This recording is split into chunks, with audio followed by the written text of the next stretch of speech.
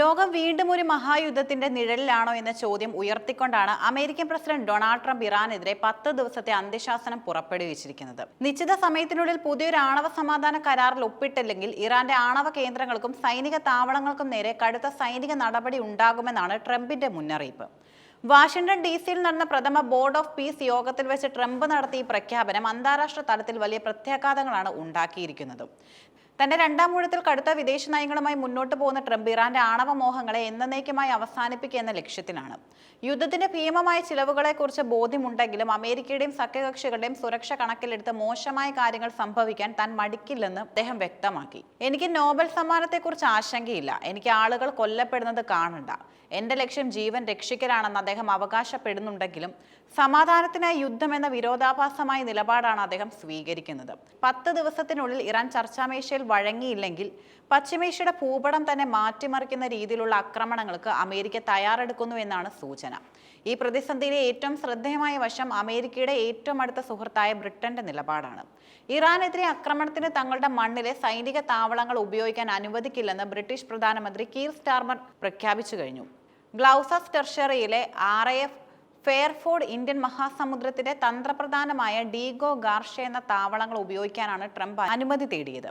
ദീർഘദൂര B-52 ബോംബറുകളും മറ്റ് ഇന്ധനം നിറയ്ക്കാനും ആക്രമണം ഏകോപിപ്പിക്കാനും ഈ താവളങ്ങൾ അത്യന്താപേക്ഷിതമാണ്.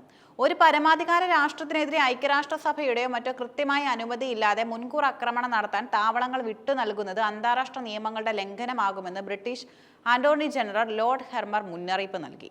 ഇതാണ് സ്റ്റാർമറെ നോ പറയാൻ പ്രേരിപ്പിച്ചത്. ബ്രിട്ടന്റെ ഈ വിയോജിപ്പ് ട്രംപിനെ ചൊടിപ്പിച്ചു. തന്റെ സോഷ്യൽ മീഡിയ പ്ലാറ്റ്ഫോമായ ട്രൂത്ത് സോഷ്യലിലൂടെ സ്റ്റാർമറെ അദ്ദേഹം രൂക്ഷമായി വിമർശിച്ചു.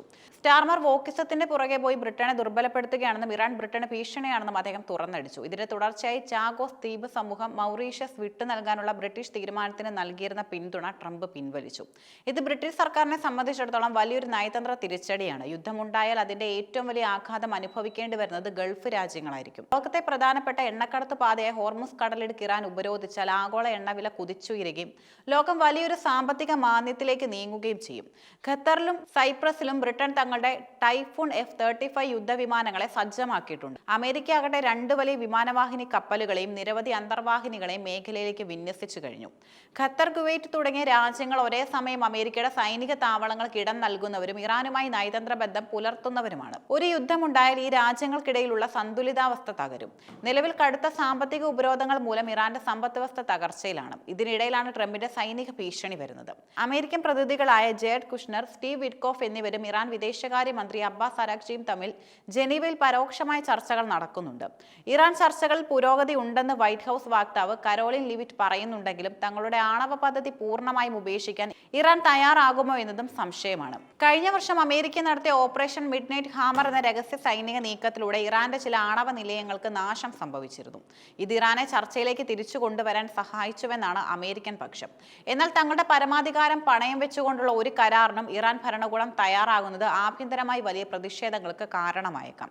ഇറാനെതിരെ ട്രംപ് സ്വീകരിക്കുന്ന കടുത്ത നിലപാടിനെ ഏറ്റവും കൂടുതൽ സ്വാഗതം ചെയ്യുന്നത് ഇസ്രായേലാണ്.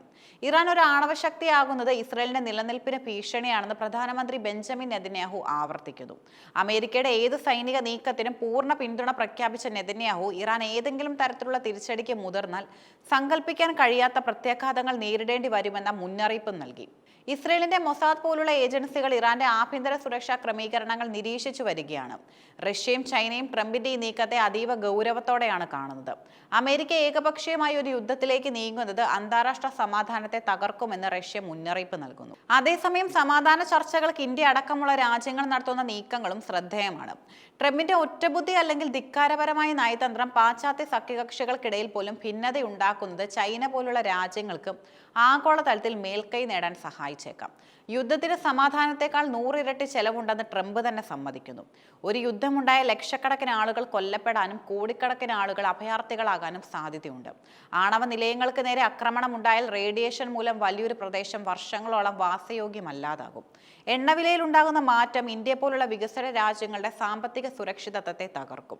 ട്രംപിന്റെ 10 ദിവസത്തെ അന്ത്യശാസനം വെറുമൊരു ബാർഗനിങ് ചീപ്പാണോ അതോ യഥാർത്ഥ യുദ്ധത്തിന്റെ മുന്നോടിയാണോ എന്നത് കണ്ടറിയേണ്ടിയിരിക്കുന്നു. ഇറാന്റെ മറുപടിയും വരും ദിവസങ്ങളിലെ നയതന്ത്ര നീക്കങ്ങളും ലോകത്തിന്റെ ഭാവി നിശ്ചയിക്കും. ബ്രിട്ടനെ പോലുള്ള സഖ്യകക്ഷികൾ പോലും വിട്ടുനിൽക്കുന്നത് ട്രംപിനെ തന്റെ തീരുമാനത്തിൽ നിന്ന് പിന്നോട്ട് വലിക്കുമോ അതോ അദ്ദേഹം ഒറ്റയ്ക്ക് മുന്നോട്ട് പോകുമോ എന്നതാണ് പ്രധാന ചോദ്യം. ഏതായാലും പശ്ചിമേഷ്യൻ മേഖലയിൽ സമാധാനം എന്നത് ഇപ്പോൾ ഒരു കനൽ പോലെ പുകയുകയാണ്. ഒരു ചെറിയ തീപ്പൊരി മതി വലിയൊരു സ്ഫോടനത്തിന്. ലോകം മുഴുവൻ ഈ 10 ദിവസത്തെ ഓരോ നിമിഷവും ശ്വാസം അടക്കി പിടിച്ച് നിരീക്ഷിക്കുകയാണ്.